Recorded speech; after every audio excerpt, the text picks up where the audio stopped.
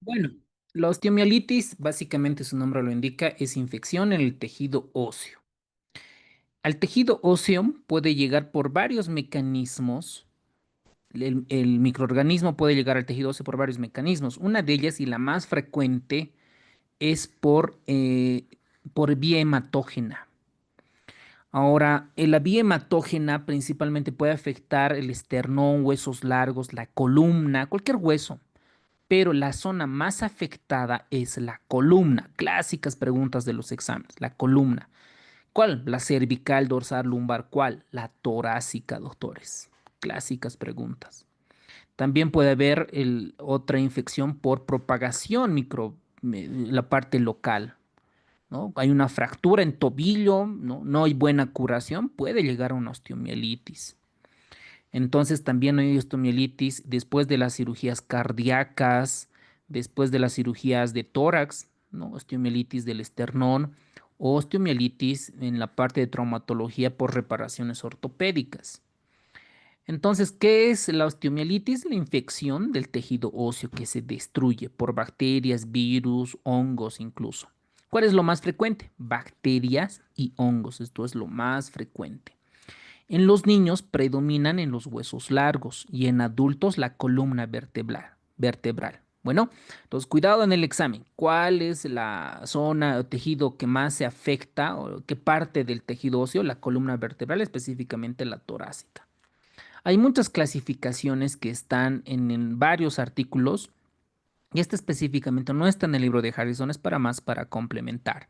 Hay una clasificación anatómica y fisiológica. La anatómica va desde la parte medular, superficial, localizada y difusa, ¿no? Estadio uno, 2, 3 y 4. La fisiológica, cuando se le ve a un paciente saludable, a un paciente en el B es un con compromiso sistémico, por ejemplo, un paciente con insuficiencia cardíaca, con compromiso local, y el BLS es con compromiso local y sistémico.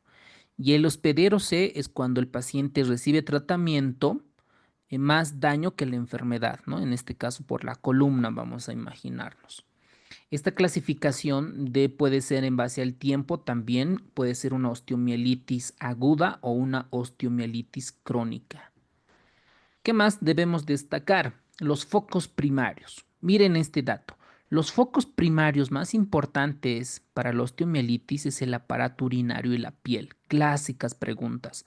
Porque el Staph aureus, esto es lo que no cuadra. Miren, por ejemplo, una pregunta mía, ¿no? ¿Cuál es el agente etiológico más frecuente de las itus? La E. coli. Todo el mundo lo sabe, ¿no ve? Entonces, para las osteomielitis debería de ser E. coli, ¿no ve? Si el foco primario es más frecuente, el aparato urinario. Todavía por la piel pudiera ser, ¿no? La piel, si estamos colonizados por Staph aureus, ok, sí correlaciona. Entonces, esta es mi duda, ¿no? Pero los libros dicen eso, ¿no? Que el aparato urinario y la piel son los dos focos primarios más importantes para estos. Ahora, la clasificación, las osteomielitis pueden ser en huesos largos, columna vertebral y huesos periarticulares. Huesos largos es más en pediatría. Columna vertebral, esto es más en los adultos. ¿Qué más? ¿Cuál es la etiología más común? Staph aureus. Nadie puede fallar. El Staph aureus. El Staph aureus es la bacteria más frecuente para las osteomielitis. Ahora, hay osteomielitis que tienen características subagudas y crónicas. Ahí están el Mycobacterium. Por ejemplo, cuando el Mycobacterium va a la columna es el famoso mal de Pod o enfermedad de Pod, principalmente en columna dorsal.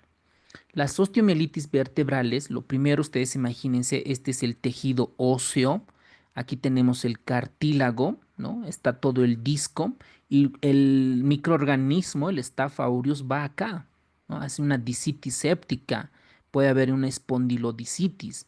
Si progresa, llega a la osteomielitis espinal. Entonces, los más frecuentes afectados somos los varones, ¿ok? Dentro de la microbiología, recuerden, está aureus. Después, E. coli y otras. Miren, E. coli solo está el 9%, teniendo en cuenta que el foco primario es ITU. Algo no cuadra ahí.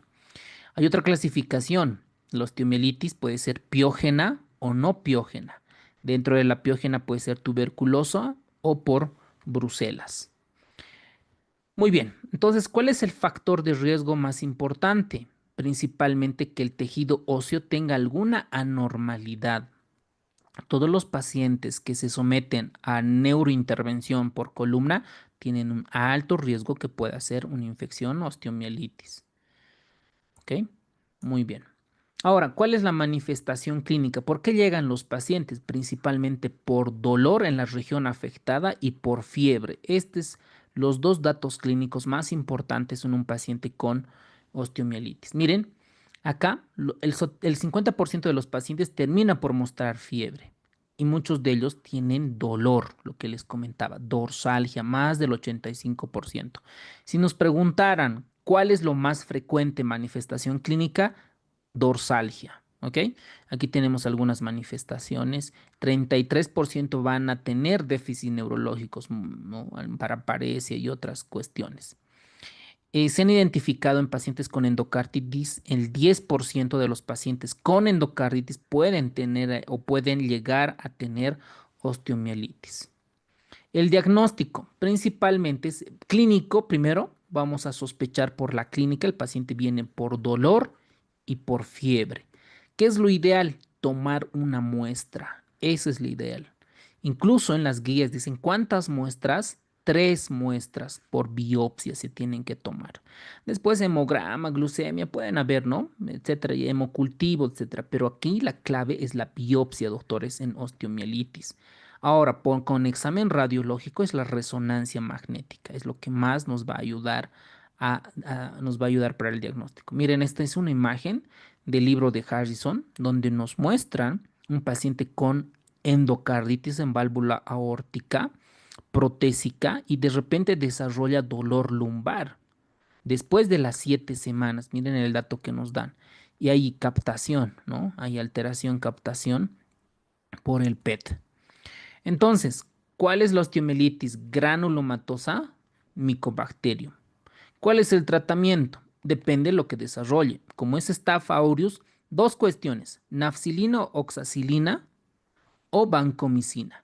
Si es resistente a la meticilina, vancomicina, y si es sensible, oxacilina principalmente, ¿ok? La rifan, en nuestro medio, como les comentaba, ¿no? La rifan solo el neumólogo, el infectólogo puede prescribir, y algunos departamentos los médicos intensivistas, internistas. No cualquier médico puede sacar, porque necesitamos el formulario, etcétera. El tratamiento, miren, primero busquemos el Staph aureus, ¿ok? ¿Dónde está? No, no, no está. Para el Staph aureus aquí ya comentamos, ¿ok? Nafcilina u oxacilina o vancomicina, dependiendo si es resistente. Para Streptococcus, penicilina G. Para enterobacterias que son susceptibles a fluorquinolona, cipro o a los carbapenémicos imipenem. Aquí tranquilos, ¿no? No dice meropenem. Para pseudomonas, igual cefepime, ceftazidima o carbapenémicos o pipertazo. Para anaerobios, clinda principalmente. No sé por qué aquí debería de estar metronidazol. Asumimos que clindamicina es superior para osteomielitis en cuanto a metronidazol. Luego tenemos antibióticos locales que describe el libro de Harrison. Y en pediatría, esto no deberíamos tocar porque esto es más de pediatría, ¿no? Y osteomielitis en huesos largos. Acá continúa siendo el Staphylococcus aureus como agente etiológico importante. Staph aureus. Estos no es necesario que recuerden para el examen. Prefiero que aprendan los datos más preguntables que aprenderse el Cryptococcus, coccidioides y otros, ¿no? Por ejemplo, miren esta imagen. Es un paciente que tuvo una lesión. Miren, acá la pus, la zona eritematosa, dolorosa, y el paciente debe de referir dolor.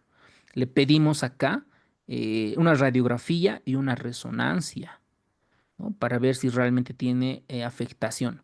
¿Alguien sabe qué es el absceso de Brody? A ver, dentro de todos los cursantes acá, ¿qué es el absceso de Brody?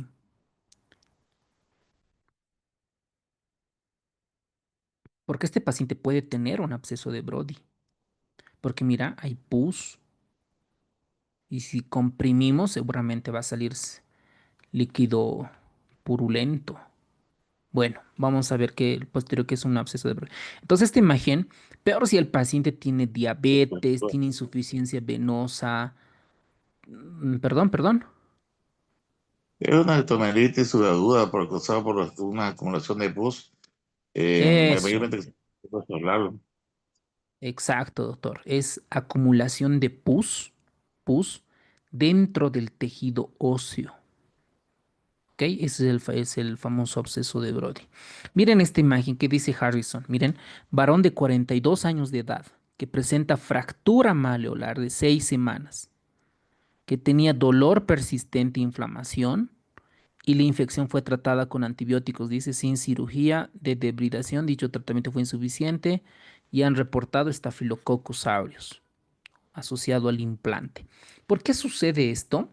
Porque a veces la clínica o el quirófano no está bien esterilizado, ¿no? Entonces, por los implantes, por las prótesis, por los clavos, por el material que se usa, que usa el traumatólogo, esos están colonizados, no están bien esterilizados. Entonces, es un factor de riesgo importante para que un paciente pueda desarrollar. Entonces el diagnóstico, vemos ahora, el diagnóstico igual es con biopsia, ¿no? Antes podemos solicitar una radiografía, resonancia, gammagrafía y nos va a ayudar. Pero para la osteomielitis, aparte de dar antibióticos, pues necesitamos la biopsia siempre, ¿ok? Miren, por ejemplo, este paciente. Miren, la infección en el tejido óseo, dentro de la médula incluso. Entonces necesitan debridar, sacar la pus y complementar con antibióticos. Así se ve en una radiografía donde muestran esclerosis en el tercio proximal. ¿Esto cuál es? La tibia, ¿no? En el tercio medial proximal, ¿no? El tercio proximal, donde se evidencia elevación del periósteo y hay destrucción del tejido óseo. Esto es característico de una osteomielitis. Y en la resonancia se evidencia lo mismo. Muy bien, ¿cuál es la forma más frecuente de osteomielitis hematógena? ¿Dónde va? Huesos largos, cráneo, columna vertebral, mandíbula, pelvis. Eso, muy bien, doctores. Qué capísimos. A la columna vertebral. Perfecto. El mecanismo más común de osteomielitis vertebral es propagación desde foco cutáneo, inoculación directa, diseminación hematógena, extensión linfática, infección secundaria neuropatía. Lo más frecuente, muy bien, doctores, es por diseminación hematógena. ¿Cuáles eran los dos focos primarios? Urinario y cutáneo. Eso, muy bien, doctora. Esos son los focos primarios importantes. El patógeno más frecuente en osteomielitis vertebral aguda es vertebral aguda, Staph aureus. Ahora, podemos complicar acá, ¿no? Meticilino sensible o meticilino resistente. Ufa. Pero pues, estamos bien con Staph aureus. ¿Cuál es la localización más frecuente de dolor en osteomielitis de columna vertebral tuberculosa? Cervical, torácica, lumbar, sacra, sacroiliaca. Sacroiliaca es más de una espondiloartritis. Sacra, lumbar, cervical, esto es más de AR, por ejemplo. Torácica. Bien, doctores. En la osteomielitis vertebral, el hallazgo clínico más frecuente, ¿por qué llega el paciente? Fiebre, pérdida de peso, dorsalgia localizada, rigidez matutina, esto es más de artritis, ¿no? Reumatoidea, nada que ver. Hiperreflexia difusa, ¿no? Esto es más por tendinopatías, síndrome de Ehlers-Danlos o algo así, ¿no? Dorsalgia localizada, es el dato, viene por dolor el paciente. Puede tener fiebre, una fiebre no es alta, ¿no? Incluso el libro de Harrison dice viene por febrícula, es decir, una fiebre muy baja. Exacto. ¿Cuál es el estudio de imagen de elección para el diagnóstico? Radiografía, tomografía, resonancia, PET-CT, gammagrafía ósea. ¿Qué es lo que más nos va a ayudar? Si es columna vertebral, ¿no? Casi siempre rezo, ¿no? Siempre rezo. Los pacientes con implantes espinales, ya, prótesis, vamos a imaginar, algún material. Infección tardía después de 30 días se asocia más Staph aureus, Streptococo beta hemolítico, Estafilococo coagulasa negativo, Klebsiella pneumoniae y Pseudomonas. Pseudomonas no. Klebsiella es más de pulmón. Está entre estas dos, Staph aureus o Staphylococcus coagulasa negativo. ¿Por qué? Porque es más de 30 días, doctores. Aquí está la pescadita. Si fuera aguda, ya, Staph aureus, ¿ya? Si fuera aguda. Pero aquí está el dato clave, que es tardía y es coagulasa negativos. Bueno, clave es esto. Esta es pregunta pescadita. Un ejemplo típico de osteomielitis subaguda. Ah, pues tuberculosis, ¿no? Tuberculosis. Staph aureus es agudo. Osteomielitis tuberculosa, sí. Postquirúrgica aguda, no. Pie diabético, esto es medio que crónico. Mordedura de animal, pues nada que ver acá. Ni modo que el animal muera justo en la columna vertebral, ¿no? O en alguna otra parte. Pero aquí lo que más es tuberculosis, doctores. Tuberculosis. Ahí está. El foco primario más frecuente de osteomielitis vertebral, pulmón oído, urinario piel, colon y hígado, amígdala, senos paranasales, ojo y oído. ¿Cuál es el foco primario? Aquí deberíamos. Aquí está. Foco primario. De ahí viene. Eso es lo que no me cuadra, ¿no? En el urinario es E. coli. Debería de ser E. coli, pero bueno, tal vez por este, ¿no? Por este dato. Ahí tal vez nos falta algunas cuestioncitas, pero está bien. Tratamiento de huesos largos con cultivo, ¿no? El tratamiento vamos a destacar son de 4 a 6 semanas, más de un mes y medio más o menos. Y otra infección es la protésica. Esto ya es más de trauma, de traumatología. Recuerden que cuando el traumatólogo, el ortopedista implanta, ¿no?, una prótesis de cadera total parcial, recuerden que acá lo que hacemos es generar formación de, de biocapa, el famoso biofilm. Este biofilm está formado por ácido, por matriz extracelular, rico en proteoglucanos, glucosaminoglicanos y otras, y esto favorece a la infección. Ahora, los traumatólogos hacen mucha prótesis, ¿no ve? Y les va muy, a los capísimos, les va muy bien, ¿no? Cadera, rodilla, codo, tarso, hacen mucho, ¿ok? Sobre todo rodilla y cadera, creo, ¿no? Frecuentemente. Ahora, de esas prótesis, uno se pregunta, ¿cuál tiene más riesgo de hacer osteomielitis? Y esta es la respuesta. El codo y el reemplazo de tarso tienen más riesgo de que puedan realizar o que pueda padecer una osteomielitis. En algún banco de pregunta vi. Obviamente en la nuestra, ¿no? Nuestra plataforma está allí. Bueno, aquí vamos a ver estafilocos. En un principio, si es agudo, es Staph aureus. Cuando ya es más de 30 días, estafilococos coagulasa negativo. Ahí vamos a tener. Muy bien, aquí tenemos, miren, estafilococo coagulasa negativo.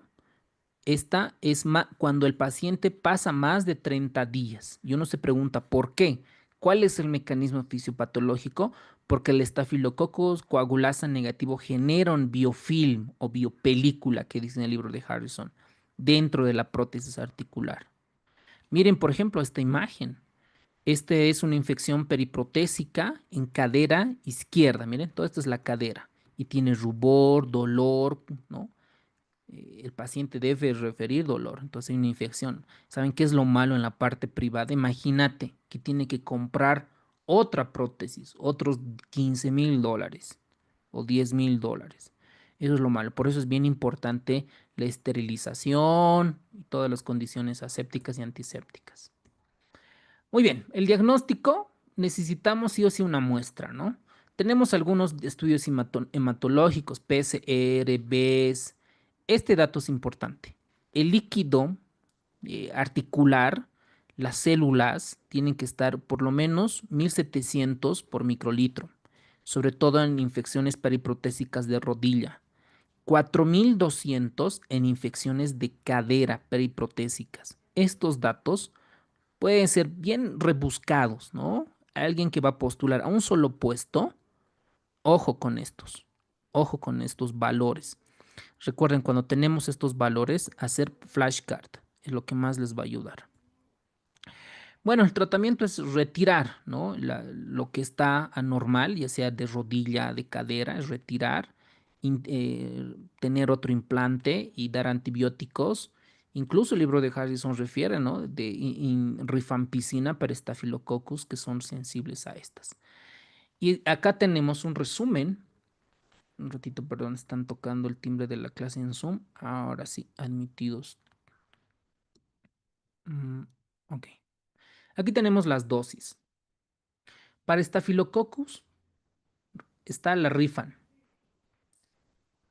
y más nafcilina u oxa. Para especies de Staphylococcus igual, continúa la Rifan. Para Streptococcus, penicilina. Para enterococos que son susceptibles a penicilina, penicilina G, que son resistentes a la penicilina, vancomicina. Para enterobacterias está, ¿no?, un beta-lactámico que tenga sensibilidad para los beta-lactámicos como tal. Para el Propionibacterium, penicilina seguido de amoxi. Y básicamente en nuestro medio resumimos a la vancomicina, ¿no? Como dentro para cubrir la estafa aureus. Y para terminar la clase de hoy, la osteomielitis del esternón. ¿En quiénes se dan?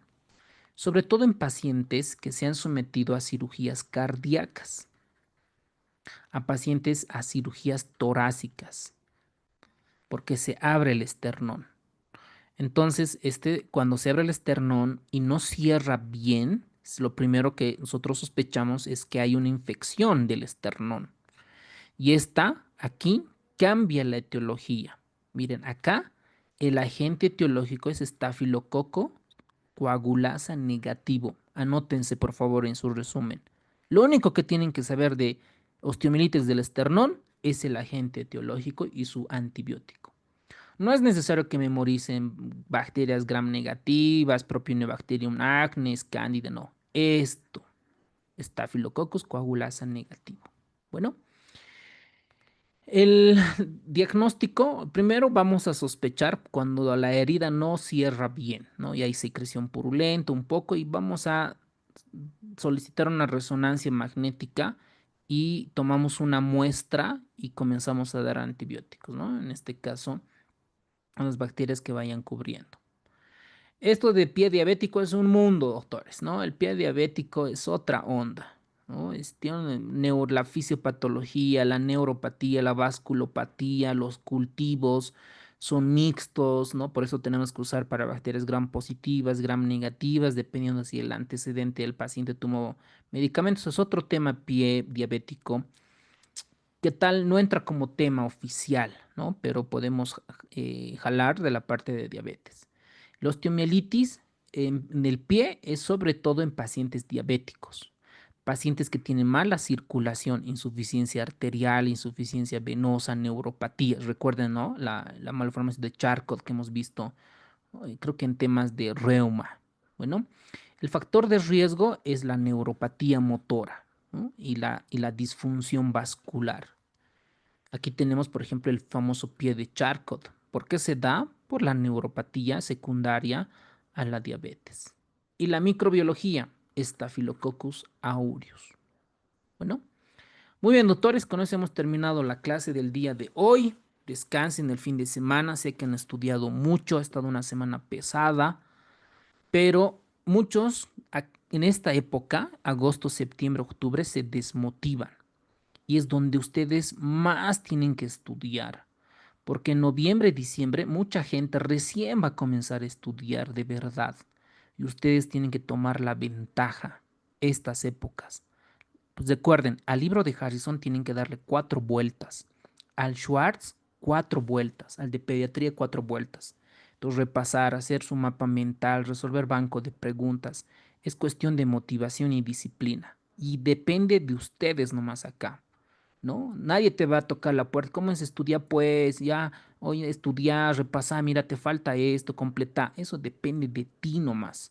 Todo lo que hagas ahora va a impactar en el examen de febrero, ¿ok? Buen resto de semana, doctores. Nos vemos el día lunes con el siguiente tema de No, el lunes es cirugía, ¿no? cirugía con los cirujanos. Y el martes nosotros nos vamos a ver continuando con infectología. Revisen, por favor, les van a enviar el fin de semana, el mañana o pasado, el cronograma. Entonces, creo que el lunes y miércoles están con cirugía y los otros días continuamos con medicina interna, ¿vale? Muy bien, doctores. Doc, Terminé de disculpe. responder esta pregunta. Gracias, Claro que sí. doctor. Doc, para la siguiente clase de medicina interna nos toca paludismo. Está en el cronograma.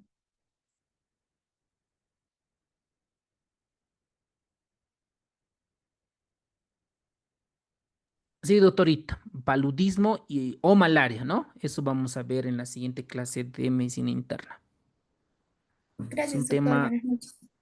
Buenas noches, buenas noches. ¿Cuál es el síntoma más frecuente de osteomielitis en huesos largos? Mecanismo más frecuente. Hematógeno, ¿no? Hematógeno. Huesos largos del adulto. Ah, en columna vertebral es hematógeno, ¿verdad? Ahí, en huesos largos. Digo, en columna vertebral. En la parte de osteomielitis de huesos largos es perioperatorio. Muy bien. Después de una fractura abierta, el riesgo de osteomielitis es hasta el 30%, ¿no? Lo que dice el libro de Harrison. Algunos estudios muestran 15, 20%, ¿no? 30%.